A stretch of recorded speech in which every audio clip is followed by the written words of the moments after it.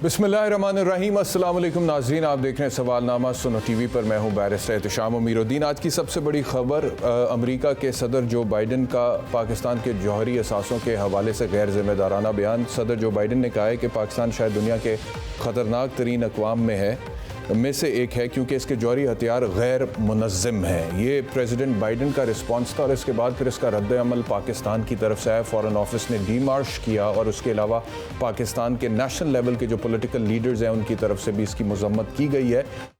और बड़ा अच्छा है कि हमें एक कौम बनकर इसका जवाब देना बनता है, क्योंकि बात सिर्फ किसी एक सियासी जमात या किसी एक फ़िरके या ग्रुप या ग्रोह की नहीं है। ये पाकिस्तान की बात है, पाकिस्तान के जौहरी असासों की बात है। और जौहरी असासे जो हैं, जो पाकिस्तान के दिफा को नाकाबिल तस्खीर बना चुके हैं 1998 में, ये तो फिर सबका एसेट है ना। यहाँ पर किसी किस्म की कोई तफरीक तो होनी नहीं चाहिए थी। लेकिन मुझे थोड़ा सा अफसोस इस बात का हुआ है कि इमरान खान साहब का ट्वीट मैंने देखा, उसमें पहले तो उन्होंने तनकीद की सदर जो बाइडन पर इस स्टेटमेंट के हवाले से, लेकिन उसके बाद जो हमारी लोकल पॉलिटिक्स है उसके हवाले से भी उन्होंने बात कर दी और फिर उसका जवाब मरियम नवाज की तरफ से आया। तो मैं समझता हूँ एक पाकिस्तानी की हैसियत से कि कुछ मामलात ऐसे होने चाहिए जहाँ पर हमें हर तरह की तफरीक, इख्तलाफ, तासुब और तहफ़्फ़ुज़ात से पाक होकर, बालातर होकर एक कौम की सूरत में खड़ा होना चाहिए। खान साहब का ट्वीट अगर मैं आपसे शेयर करूँ, वो ये कहते हैं, इस पर मेरे दो सवालात हैं। पहला, हमारी जौहरी सलाहियत के बारे में सदर बाइडन इस बिला जवाज़ नतीजे पर किन मालूमात की बुनियाद पर पहुंचे, जबकि वज़ारत उज़्मा के मनसब पर फाइज रहने के बायस मैं जानता हूं कि हमारा जौहरी कमांड एंड कंट्रोल सिस्टम दुनिया के महफूज तरीन निज़ामों में से एक है। दूसरा, वो कहते हैं, अमेरिका जो कि दुनिया भर में जंगों में मुलव्वस रहा है के बरक्स पाकिस्तान ने ख़ास तौर पर जौहरी सलाहियत के हसूल के बाद कब जारहियत का मुजाहरा किया। ये हकीकत भी नहायत अहमियत की हामिल है कि बाइडन के बयान से इम्पोर्टेड हुकूमत की खारजा पॉलिसी की नाकामी और अमेरिका से ताल्लुकात की बहाली और तरतीब नौ के दावे की हैसियत झलकती है। क्या ये तरतीब नौ, ये हुकूमत नाअहली के तमाम रिकॉर्ड्स तोड़ चुकी है? मेरी सबसे बड़ी परेशानी ये है कि हमें मौशी बदहाली की दलदल में धकेलने और अपने लिए NRO2 के बंदोबस्त समेत वाइट कॉलर मुजरिमों को मुल्क लूटने का लाइसेंस थमाने से हटकर ये सरकार हमारी कौमी सलामती पर भी मुकम्मल समझौता कर गुजरेगी। तो पहले तो उन्होंने प्रेसिडेंट बाइडन की जो स्टेटमेंट थी उसको तनकीद का निशाना बनाया और उसकी मजम्मत की, और दूसरे ही लम्हे में उन्होंने फिर लोकल पॉलिटिक्स और इम्पोर्टेड हुकूमत और फलाना टमकाना वो सारी बात कर दी। अब इसका जवाब आया मरियम नवाज की तरफ से। मरियम नवाज ने कहा, do you have a speck of shame? Instead of putting your petty politics aside and responding like a Pakistani should and must respond, you come out blatantly attacking your own country. God, never seen a person as small-minded and bigoted as you. Shame. तो दुख सिर्फ इस बात का है कि यहाँ पर ये नहीं होना चाहिए था, जैसे कि मैंने पहले कहा। अच्छा, और मैं आपसे अर्ज करूँ कि अमेरिका के सदर ने जो कुछ कहा है, उन्होंने कहा है जी कि पाकिस्तान शायद दुनिया के ख़तरनाक तरीन अक़वाम में से एक है और इसके जौहरी हथियार गैर मुनज़्ज़म है। मेरा एक दो सवाल है एक पाकिस्तानी की हैसियत से अमेरिका के सदर से, और वो ये है कि वॉर ऑन टेरर में जो सबसे बड़ी कैजुअलिटीज़ फेस की है वो पाकिस्तान ने फेस की है आपका इत्तेहादी बनने से। और आप जब आए थे और वर्ल्ड ट्रेड सेंटर के ऊपर हमला हुआ था जिसके नतीजे में 3000 के करीब अमरीकी जाबाहक हो गए थे, तो आप कहते हैं कि पाकिस्तान दुनिया के ख़तरनाक तरीन ममालिक में शामिल है। हमारा तो उसके बाद बहुत ज़्यादा नुकसान हुआ। 80,000 मासूम सिविलियंस जो हैं वो शहीद हुए, 7 से 8 हज़ार फौजी जवान शहीद हुए। लेकिन उसके बावजूद पाकिस्तान ने तो कभी बायोलॉजिकल केमिकल वेपन्स का इस्तेमाल कहीं पर भी नहीं किया दहशतगर्दों के खिलाफ। यहां तक कि APS में हमारे नन्हे बच्चों को गोलियों का निशाना बनाया उन्होंने। हाँ, हमने उन्हें जहन्नम वासिल जरूर किया, हमने ऑपरेशन रद्दुल फसाद जरूर लॉन्च किया, ज़रबे अज़ब जरूर लॉन्च किया, लेकिन उसके बावजूद इंटरनेशनल लॉ की कोई वायलेशन पाकिस्तान की तरफ से तो कभी नहीं हुई।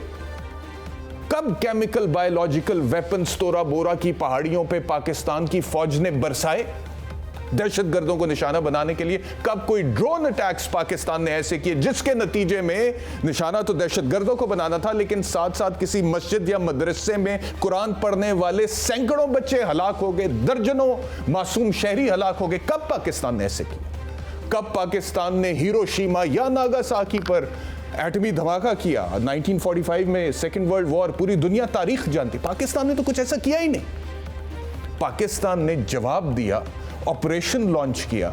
पाकिस्तान ने अपनी दिफा का, अपनी सरहदों का, लॉ एंड ऑर्डर का प्रोटेक्शन किया। और हाँ, अल्लाह का शुक्र है, वो अफगानिस्तान में जो सूरत हाल हुई थी कि इतने मासूम शहरी लाखों की तादाद में जाबाक हुए दहशतगर्दों के हाथों, और उनके हवाले से तो वो फैज़ साहब के इशारा है ना कि कहीं नहीं है, कहीं भी नहीं लहू का सुराग, ना दस्ते नाखुने कातिल, ना आस्तीं पे निशान, न सुर्खिए लबे खंजर, न रंग नोके सिना, न खाक पर कोई धब्बा, न बाम पर कोई दाग, कहीं नहीं है, कहीं भी नहीं लहू का सुराग, न सरफे खिदमते शाह के खून बहा देते, न दी की नजर के बेआनाए जजा देते, न रज़्म गाह में बरसा के मोतबिर होता, किसी अलम पे रकम के मुश्तहिर होता, पुकारता रहा बेआसरा यतीम लहू, किसी को बहरे समात, न वक्त था न दिमाग, न मुद्दई न शहादत, हिसाब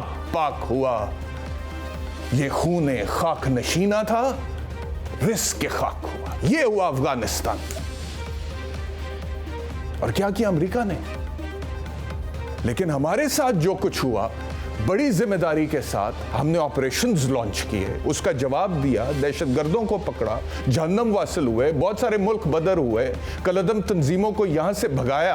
अल्लाह का शुक्र है, लॉ एंड ऑर्डर को दोबारा सिक्योर किया। एक वक्त था कि पाकिस्तान ने वो भुगता है इस दहशतगर्दी की, वॉर एंड टेरर में आपका एलाय बनने पे, कि हमारा इदारे, हमारे मिज़ार, हमारे बाजार कुछ भी महफूज नहीं थे। हर रोज़ आए दिन खुदकुश बम धमाके होते थे, लाशें बिछती थी, खून की नदियाँ बहती थी, लोग अपने प्यारे खो देते थे। लेकिन उसके बावजूद पाकिस्तान ने कहा, जी we are front line ally in the war on terror. और आज आप हमें कहते हैं कि हम दुनिया के खतरनाक तरीन ममालिक में शामिल हैं।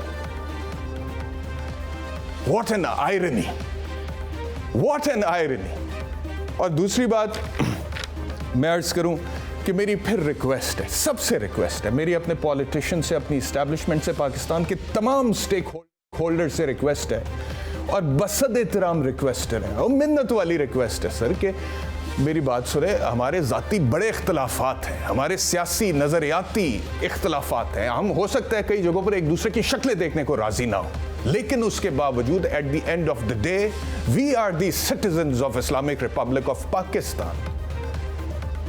आज हम हैं, कल हम नहीं होंगे, लेकिन इस मुल्क ने रहना है, इसमें हमारे बच्चों ने रहना है, उनके बच्चों ने, उनके बच्चों ने रहना है। और ये प्रोग्राम जो आज पाकिस्तान के दिफा को नाकाबिल तस्खीर बनाए हुए है, हमारी हिफाजत करता है, इसी जौहरी प्रोग्राम ने इंशाल्लाह विद अ बेटर वर्जन अगली नस्लों की भी हिफाजत करनी है। तो यहां पर हम अपनी पेटी पॉलिटिक्स को छोड़ दें sir, for a little while let's be a nation, let's act like a nation, let's become a nation.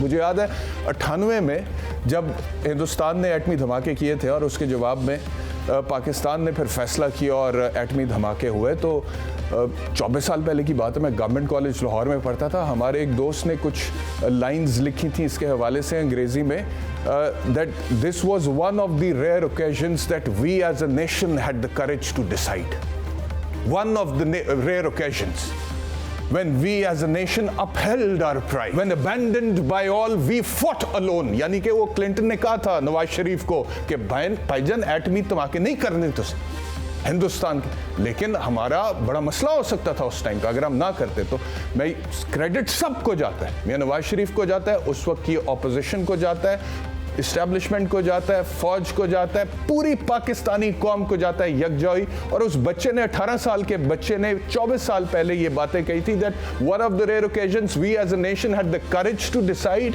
We as a nation upheld our pride, when abandoned by all we fought alone, when accomplished did we something on our own। Hence was this the occasion when we rose amongst all to claim our place and impressed upon all our glory and grace. तो ये बात अगर government college में पढ़ने वाले आज से 24 साल पहले कोई 18-19 साल या 17 साल के बच्चे को समझ आ सकती है, तो हमारे पॉलिटिशियंस को भी समझ आनी चाहिए, हमारे स्टेक होल्डर्स को भी समझ आनी चाहिए। तो पहली स्टोरी इसी हवाले से डॉक्टर ज़फ़र नवाज़ तज्ज़िया निगार हमारे साथ हैं। आपका बहुत शुक्रिया हमें ज्वाइन करने के लिए। और सीनियर तज्ज़िया निगार सईद काजी साहब मेरे साथ सुनो टीवी के स्टूडियोज़ में मौजूद हैं। काजी साहब, वेलकम टू सुनो टीवी। आपका बहुत बहुत शुक्रिया, आप तशरीफ लाए। How do you look at this statement given by the American president, जिसमें वो कहते हैं कि पाकिस्तान शायद दुनिया के खतरनाक तरीन अक़वाम में से एक है क्योंकि इसके जौहरी हथियार गैर मुनज़्ज़म है।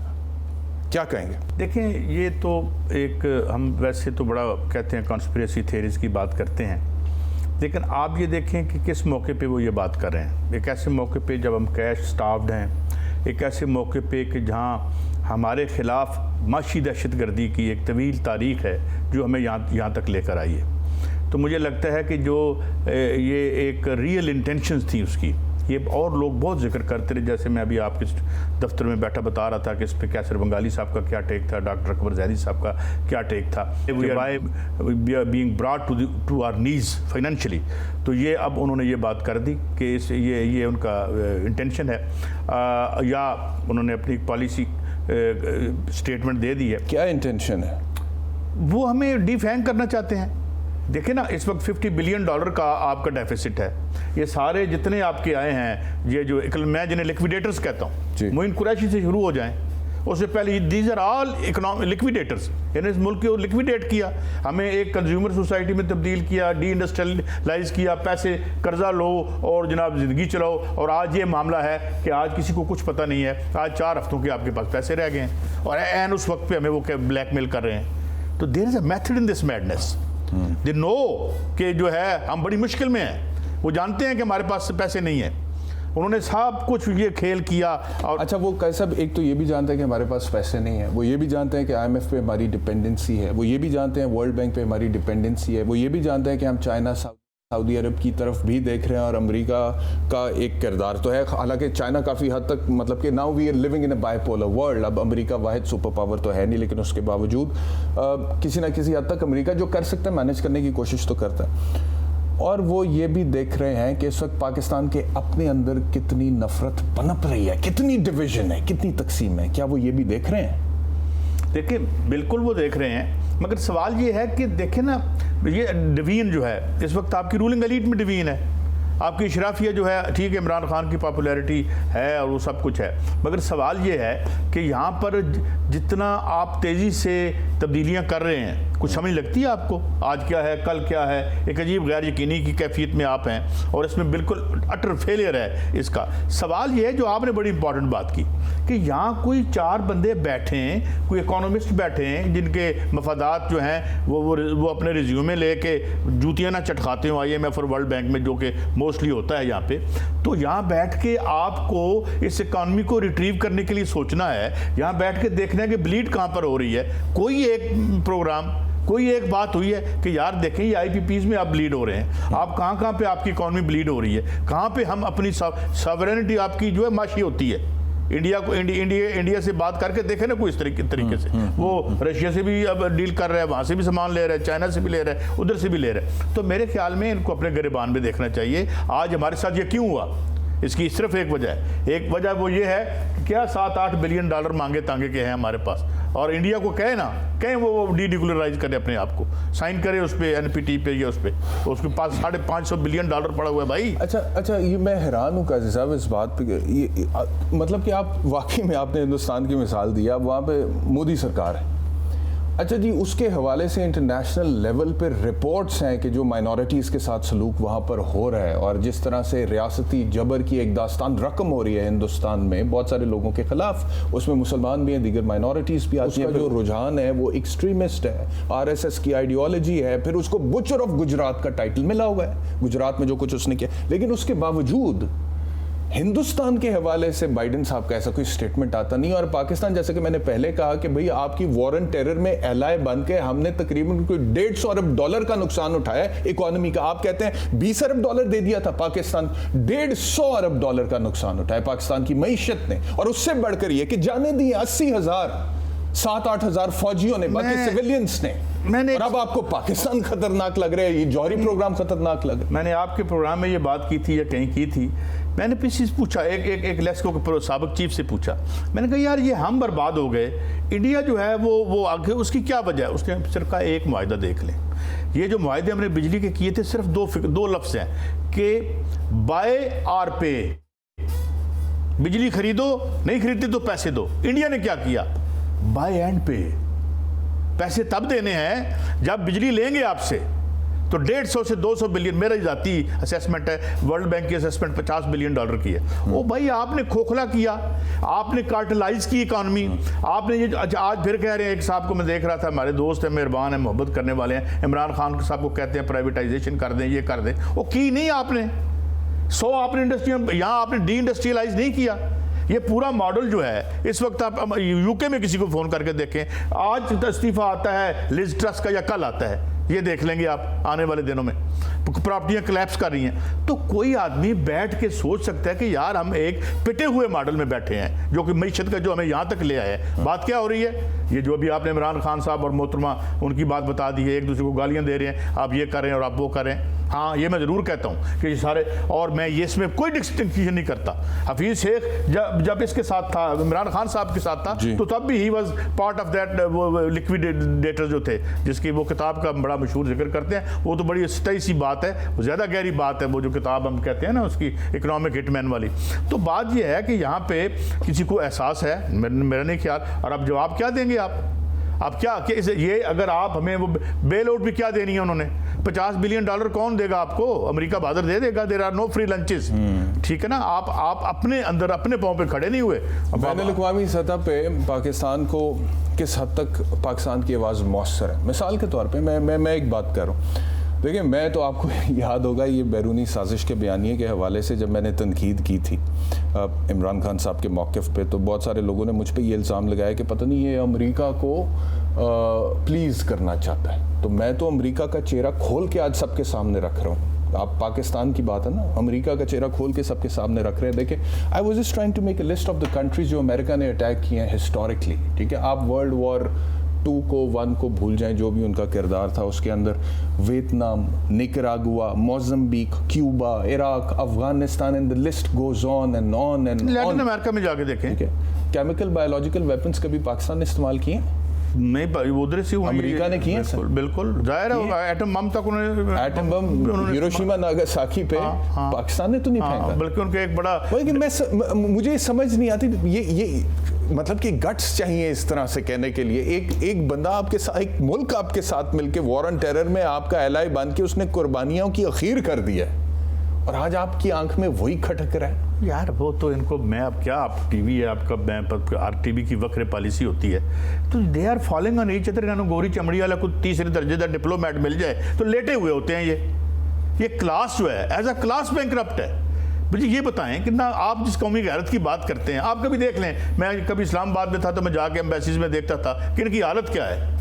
मुझे ये बताएं, जरा निकालें विकी लीक की, जूलियन असांज की, जरा वो निकालें चीज़ें। ये कौन कहता था कि जी हम तो आपके साथ भी काम करने को तैयार हैं। और फिर मौलाना फजलुर रहमान साहब की जो गुफ्तगू थी, तो मतलब ये है कि मैं ये एक बड़ी कौम थी, और इस बड़ी कौम को छोटा करने की कोशिश की गई है, इनके छोटे लीडरों को मीडिया में उनकी शख्सियात को तामीर करके, हमारे ऊपर पोस्ट करके। ठीक है, डॉक्टर ज़फ़र नवाज जसपाल साहब ने भी हमें ज्वाइन कर लिया। डॉक्टर साहब बहुत शुक्रिया करने के लिए।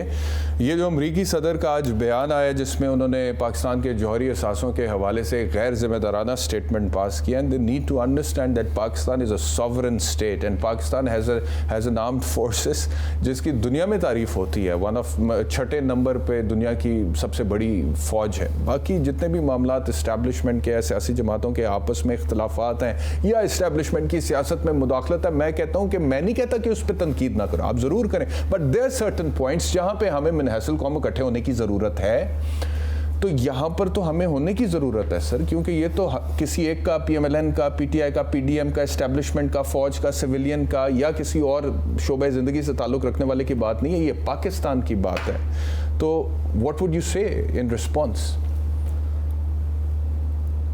पहले तो जो आपने कहा मैं बिल्कुल उसकी तायीद करता हूँ, आई कंकर योर पॉइंट ऑफ व्यू, मगर इसमें मैं ये नहीं भूलना चाहिए कि जब वो स्टेटमेंट बाइडन ये दे रहे हैं पाकिस्तान के न्यूक्लियर प्रोग्राम पे, ये रिफ्लेक्ट करती है उनकी अपनी इग्नोरेंस और उनकी इग्नोरेंस भी इस लेवल की कि उनको ये मालूम नहीं है कि एक न्यूक्लियर वेपन स्टेट है जिसका कोई अभी तक इंसिडेंट रिकॉर्डेड थेफ्ट का नहीं है, कोई मिसहैप का नहीं है, कोई एक्सीडेंट का नहीं है पिछले 30-40 सालों में।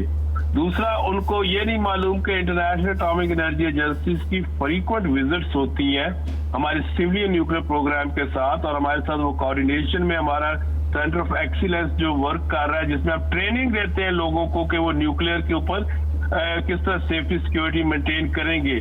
जहाँ पे उन्होंने इशारा किया है कि जी के यहाँ पे डिसयूनिटी है, तो ये बड़ी हैरानकुन बात है। डेमोक्रेसी में डिफरेंस ऑफ ओपिनियन या डिफरेंस ऑफ जो इस तरह की ये डिबेट्स तो कॉमन है। अगर पीडीएम, पीटीआई या इनकी इलेक्शंस के ऊपर कोई बात हो रही है या कोई कंपटीशन हो रहा है, तो ये तो अमेरिका में भी है। ट्रंप के साथ क्या हो रहा है, उसके घर से ये जाके छापे मार रहे हैं बाइडेन एडमिनिस्ट्रेशन और उसकी चीजें नहीं, तो क्या वहां पे भी डिसयूनिटी है?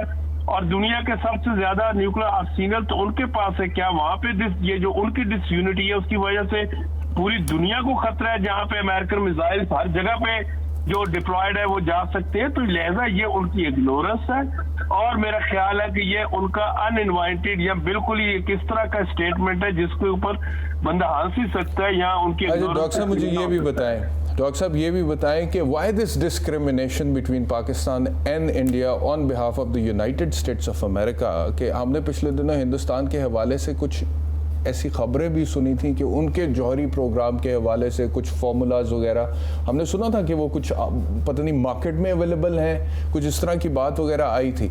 पाकिस्तान की तो कभी कोई ऐसी खबर भी नहीं लगी इस हवाले से, तो व्हाई दिस डिस्क्रिमिनेशन? पहले दो आपको आपके साथ तायद भी करता हूँ और ये आपके नाज़रीन के लिए क्लियर कर दूं कि इंडिया में बहुत से न्यूक्लियर मटेरियल के थेफ्ट्स रिकॉर्डेड हुए हैं, जिसको काफी को तो इंडिया छुपा जाता है, मगर कुछ इंटरनेशनल मीडिया में आए हैं। और अभी लास्ट जो हुआ था उसके ऊपर उनके बाबा अपना सेंटर, बाबा एटॉमिक सेंटर, उन्होंने कहा कि ये जो मटेरियल था ये रेडियो एक्टिव था। तो लिहाजा इस तरह के थेफ्ट फिर इंडिया से बाहर बॉर्डर से भी पास हुए हैं। तो ये तो एक उनकी हिस्ट्री है, जो न्यूक्लियर जो इंडिया की इररिस्पॉन्सिबिलिटी है। मगर हमें उससे ज्यादा जो आपका पहला हिस्सा था सवाल का, मैं उसकी तरफ तवज्जो दिलाऊंगा। और इस स्पीच में भी जिसमें बाइडेन हमारे पे तो एलिगेशन कर रहे हैं, वहाँ इंडिया के ऊपर वो काफी नवाज़ाशतें कर रहे हैं। और अगर आप देखें national security strategy Joe Biden administration में भी रिसेंटली 46 पेज की रिलीज की है, उसमें इंडिया का एक वो रोल देख रहे हैं, और वो चाइना को अपना पहला नंबर 1 थ्रेट क्रिएट कर रहे हैं, मेंशन कर रहे हैं, और इंडिया को एज ए बैलेंसर देख रहे हैं। तो लिहाजा इंडिया को तो वो पैम्पर करेंगे कि वो रीजन में चाइना को चेक करे और खुद भी डूबे और बाकियों को भी नुकसान करे, और हमें वो ब्लैकमेलिंग के टर्म्स में ले आते हैं। तो ये एक जो अमेरिकन पॉलिसी, हालांकि रिसेंटली हमें नजर आया था जो उनके यहाँ पे एम्बेसडर आए और उनकी स्पीचेस से कि अमेरिकन को कुछ होश के नाखून आ गए और वो आप पाकिस्तान को एक ब्रॉडर पर्सपेक्टिव में एंगेज कर रहे हैं। मगर इस स्टेटमेंट से लगता है कि अभी तक अमेरिकन उसी कोल्ड वॉर के इरा में रह रहे हैं। और वो एक आखिरी सवाल आपसे ये मैंने पूछना है कि आपने चाइना का जिक्र किया, मुझे बताइएगा कि आप जबकि अमेरिका की तरफ से इतना गैर जिम्मेदाराना एक बयान आया पाकिस्तान के जौहरी असासों के हवाले से, तो फ्रेंड्स ऑफ पाकिस्तान जो हैं जिसमें चाइना का शुमार भी होता है, पाकिस्तान को उनके साथ लॉबिंग तो अब करनी चाहिए ना कि इसका जवाब देने के लिए? नहीं, मेरा ख्याल है कि ये जो बयान है इसकी कोई अहमियत नहीं है इंटरनेशनल फोरम्स में। देखिए 3-4 फोरम है न्यूक्लियर से रिलेटेड, एक इंटरनेशनल एटॉमिक एनर्जी एजेंसी है, सिविलियन न्यूक्लियर प्रोग्राम से, फिर हम न्यूक्लियर आर्म्ड स्टेट है, तो हमारी एक अपनी नहीं तो क्या करें, इसको इग्नोर कर दें हम? बिल्कुल आप कह रहे हैं अमेरिका, सर ये अगर कोई अमेरिका में कोई छोटे मोटे बंदे ने दिया होता तो फिर भी चलो बात मैं कहता कि ठीक है इतनी इंपॉर्टेंस नहीं है, but this is coming right from the directly from the president of the United states, the person in the highest office।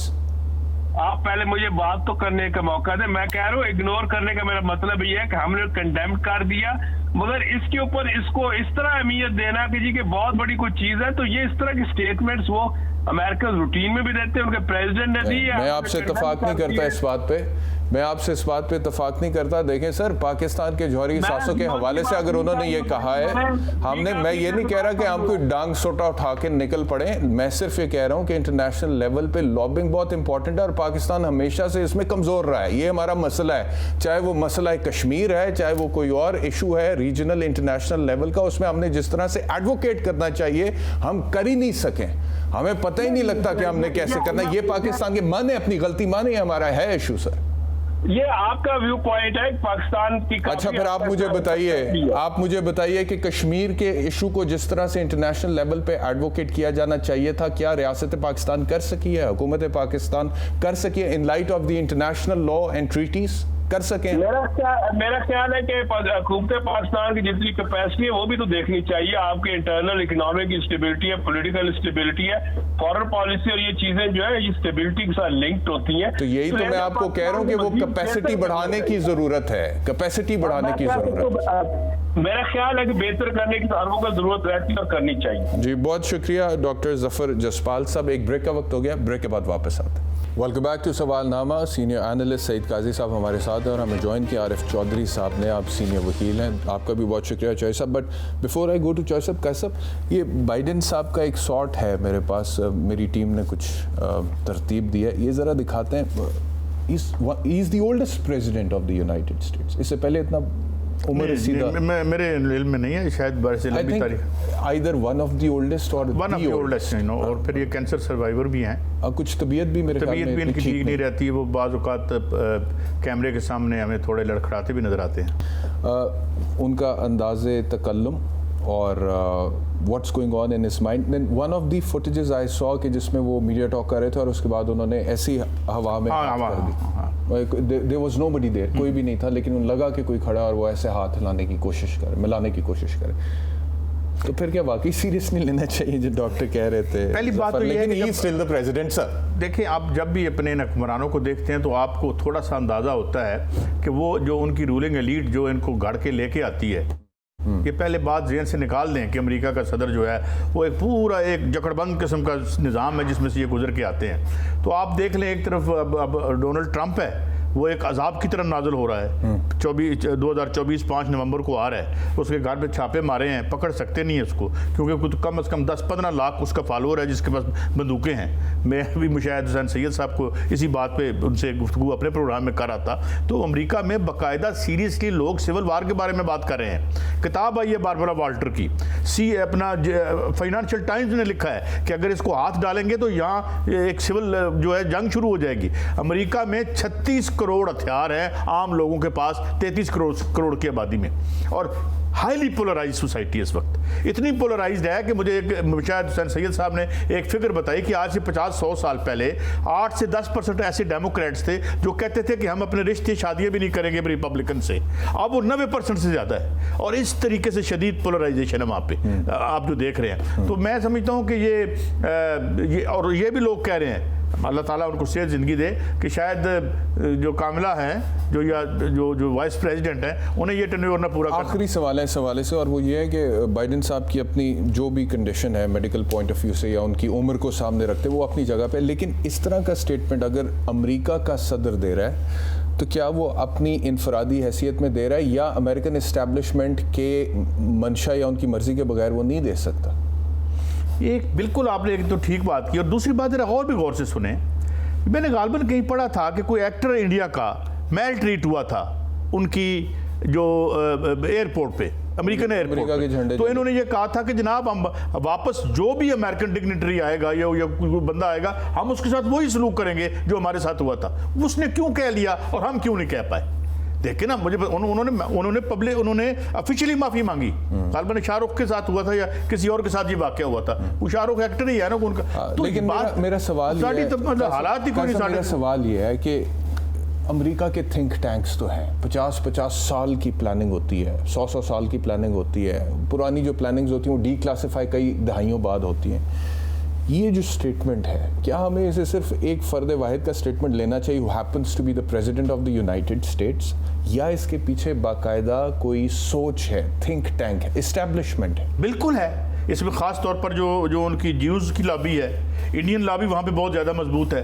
जो हर वक्त हमें मेलाइन करते रहते हैं और हमें एक इरेस्पॉन्सिबल स्टेट के तौर पर पोर्ट्रे करते हैं। हालांकि ठीक कहा वो जो डॉक्टर साहब थोड़ी देर पहले थे कि वहां पे लीकेजेस हो रही हैं, इंडिया में लीकेजेस हो रही हैं, और आज तक हमारी कोई एक भी वो पॉइंट आउट नहीं कर सके। ठीक है, तो मेरे ख्याल में it should have been taken. ठीक है, आरिफ चौधरी साहब ने हमें ज्वाइन किया है। आरिफ चौधरी साहब, बहुत शुक्रिया हमें ज्वाइन करने के लिए। सर, एक और इशू जो डिस्कस करना है वो ये है कि बलूचिस्तान हाई कोर्ट के साबिक चीफ जस्टिस का कत्ल हुआ, मस्जिद में नमाज पढ़ रहे थे, वहाँ पर उनका कत्ल हुआ, और अभी मेरे ख्याल में 24 घंटे से ज़्यादा गुजर चुके हैं। प्रोड्यूसर मुझे करेक्ट कीजिएगा अगर मैं गलत कह रहा हूँ इंसिडेंट को, लेकिन उस 24 घंटे से ज़ायद हो चुके हैं। FIR दर्ज नहीं हो सकी अभी तक। Former chief justice of the Balochistan high court gets assassinated and the FIR, the first information report, has not been able to be registered as yet. ये क्या हो रहा है आरिफ चौधरी साहब? बात तो यह है कि चीफ जस्टिस जो है उनका कत्ल इंतहाई बेईमाना कत्ल है, बड़ी तकलीफदेह बात है। और ये कोई पहला वाकया नहीं है। इससे पहले आपको याद होगा जब दहशतगर्दों के हाथों बहुत ज्यादा वकला कत्ल हुए थे, उन्होंने बाकायदा वकला पे हमला किया था। हमारे बड़े बड़े नामवर वकला जिनका ताल्लुक बलूचिस्तान से था वो सारे यानी मारे गए थे, उसमें शहीद हो गए थे। आज तक हम उनका यौम तो मनाते हैं, लेकिन ये है कि कोई कुछ भी नहीं हो सका, और ये कोई हमारी तारीख सी अब बनती जा रही है और रिकॉर्ड इस मामले में हम कायम करते जा रहे हैं। और तसव्वुर ये है कि FIR दर्ज ना की जाए, यानी FIR वैसे ही दर्ज नहीं होती।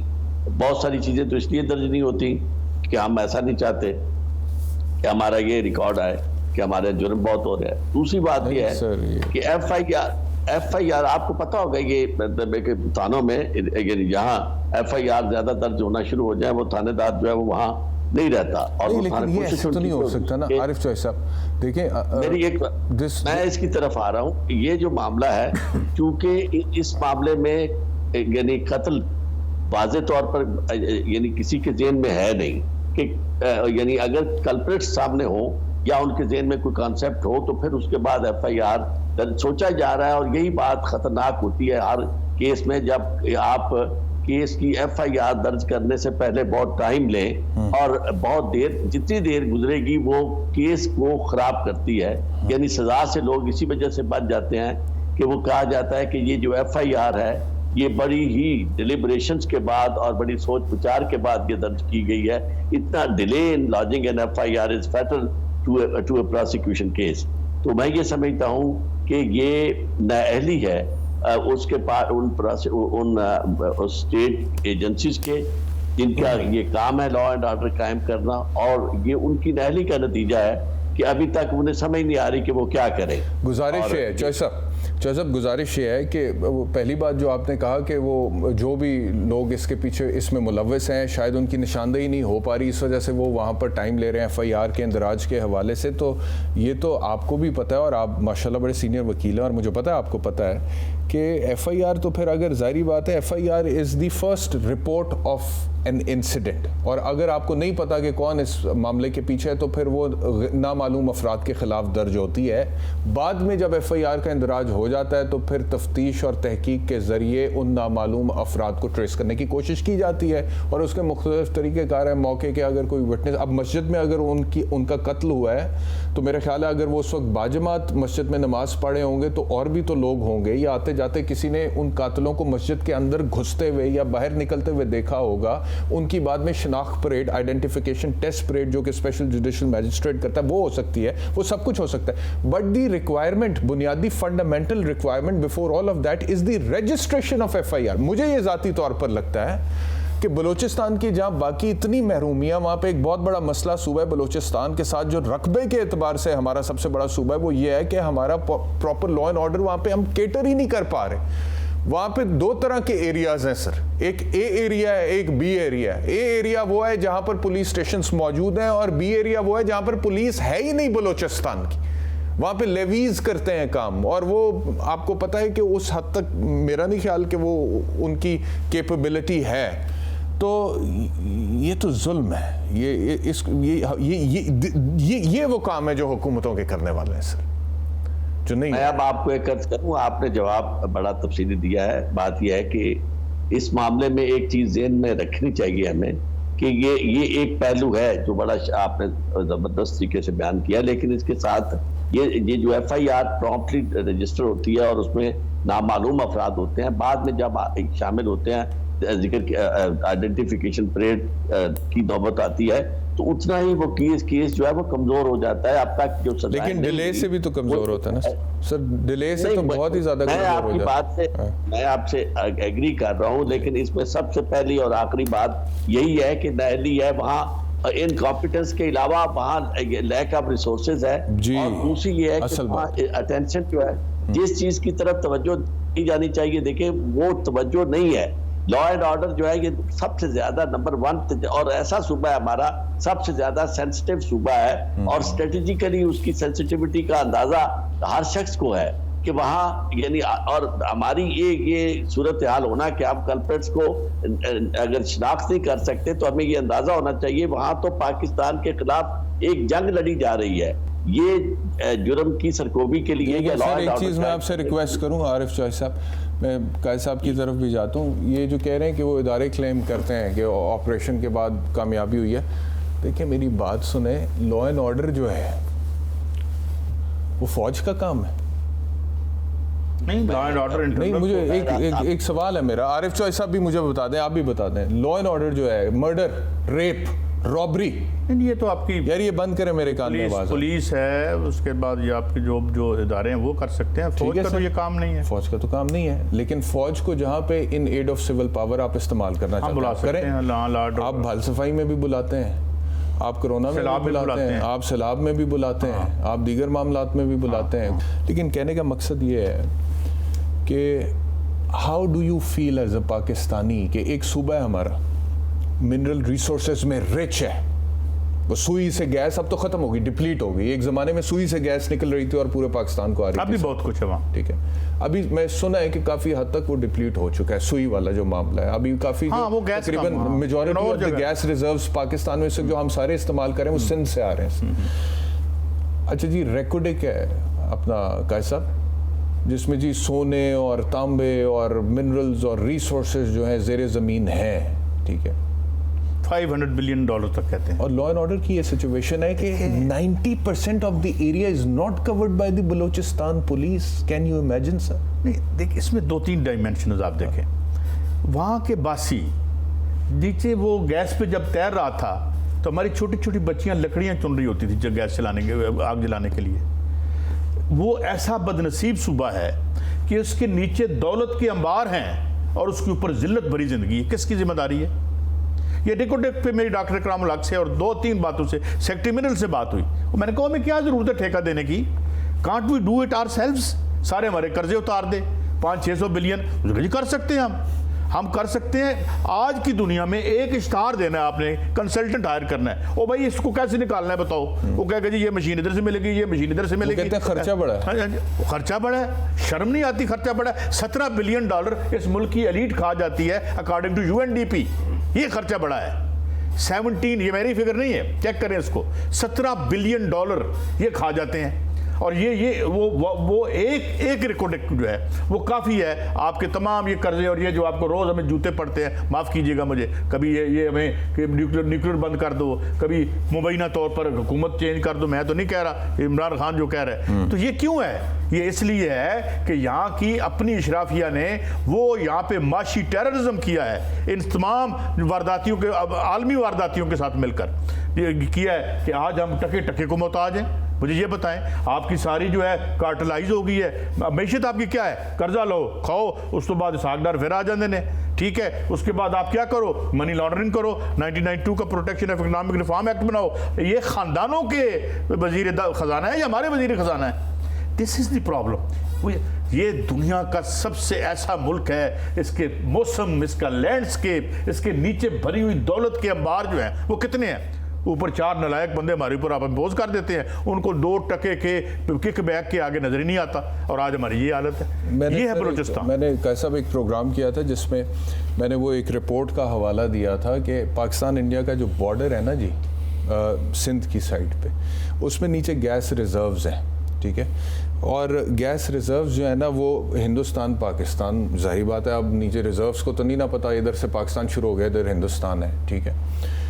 इधर जहाँ पे पाकिस्तान की साइड है वहाँ पर हम कोई इन्वेस्टमेंट कर नहीं रहे गैस रिजर्व्स को एक्सप्लोर करने के लिए, उन्हें निकालने के लिए, ठीक है। हिंदुस्तान अरबों डॉलर लगा चुका हुआ है और वो जब वहाँ से गैस रिजर्व्स जो है उसको एक्सप्लोर करेगा, एक्सप्लॉइट करेगा तो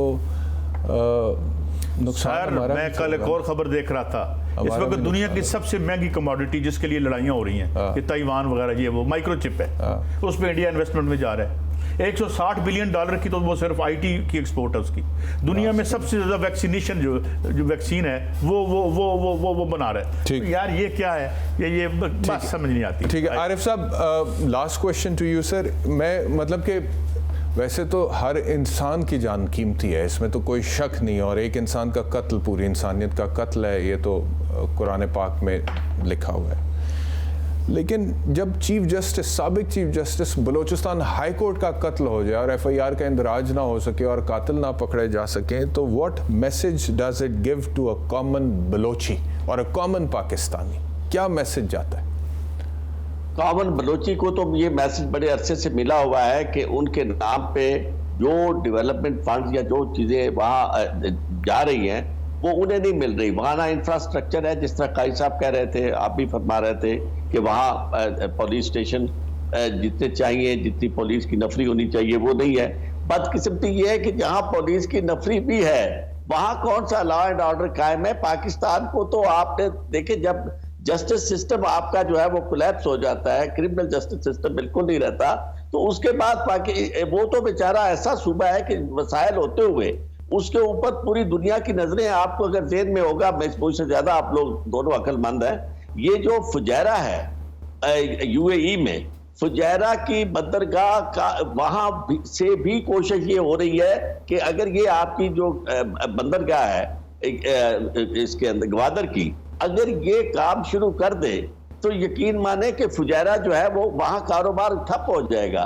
तो वहां से भी कोशिश हो रही है पूरी। अच्छा, दुश्मनी जो करने वाले हैं, जो उन वसाइल को चाहते हैं कि हम अपने इस्तेमाल में ना ला सके, वो पूरे तौर पर तुले हुए हैं। लेकिन जहां तक जिन्होंने कुछ करना है, चंद जागीर सरदार जो हैं वो उनकी जिंदगी पे काबिज है, यानी पूरे बलूचिस्तान की जिंदगी पे चंद सरदार काबिज है, और वो चंद सरदार जो है वो लॉबी कर लेते हैं मरकज के साथ और वहां लॉबी करके फिर अपना वक्त निकालते रहते हैं। जहां तक आम आदमी है उसकी जिंदगी तो इस हद तक नीचे जा चुकी है। और ये लॉ एंड ऑर्डर तब कायम होता है जब पूरी सोसाइटी एक यूनिटी के साथ चलती है, और हर शख्स जो है ना, क्यों लोग पहचान नहीं रहे, क्यों लोग सामने नहीं आ रहे, दे आर नॉट पावरफुल। हर शख्स कमजोर है कि अगर मैंने कोई बात की तो उसके बाद मैं महफूज नहीं रहूंगा, वरना इतने यानी डे लाइट और खासतौर पर मस्जिद के अंदर इस तरह। जी ठीक है, बहुत शुक्रिया आरिफ चौई साहब आपका हमें ज्वाइन करने के लिए। सईद काजी साहब आपका बहुत शुक्रिया हमें ज्वाइन करने के लिए। और जाते जाते मैं सिर्फ इतना कहूँगा, अगर तो ये लॉ एंड ऑर्डर का फेलियर है, मतलब कि ये कोई ऐसा वाक़या है जिसकी डोमेन पुलिस के पास थी और उन्हें फौरी तौर पर एफआईआर का इंदराज करना चाहिए था। मिसाल के तौर पे कोई ज़ाती दुश्मनी की बुनियाद पे, कोई डकैती, कोई और ऐसा मामला जिसकी बुनियाद पर ये वाक़या हुआ है जिसमें साबिक chief justice Balochistan high court की जान गई है, तो फिर तो ये पुलिस का काम था इसको देखना। और ये सोचना चाहिए बलूचिस्तान की हुकूमत को और हमारी वफाकी हुकूमत को भी इस हवाले से कि अगर वहाँ पर इतने थाने ही नहीं हैं कि वो बलूचिस्तान के पूरे एरिया को कवर कर सके, तो फिर लॉ एंड ऑर्डर को कैसे मेंटेन किया जा सकता है। और ये रियासत और हुकूमत का काम है रिट को इस्टेब्लिश करना। लेकिन अगर इसके पीछे कोई अलहदगी पसंद तहरीक है या फिर कोई कलदम तंजीमों का हाथ है, तो फिर उस सूरत में हमारे इदारे भी इसमें फ़ाल होने चाहिए और उसमें फिर वो सब की रियासत की भी जिम्मेदारी है, क्योंकि बलूचिस्तान के साथ ये जो एक मसला है सेपरेटिस्ट मूवमेंट्स का और कलदम तंजीमों का, उसके हवाले से हमारे जो दिफा के इदारे हैं, हमारी जो आर्म्ड फोर्सेस हैं, उनका भी बड़ा अहम किरदार है। बहुत शुक्रिया प्रोग्राम देखने के लिए। इंशाल्लाह दोबारा आपसे मुलाकात होगी। अपना बहुत ख्याल रखिए। अल्लाह हाफ़िज़।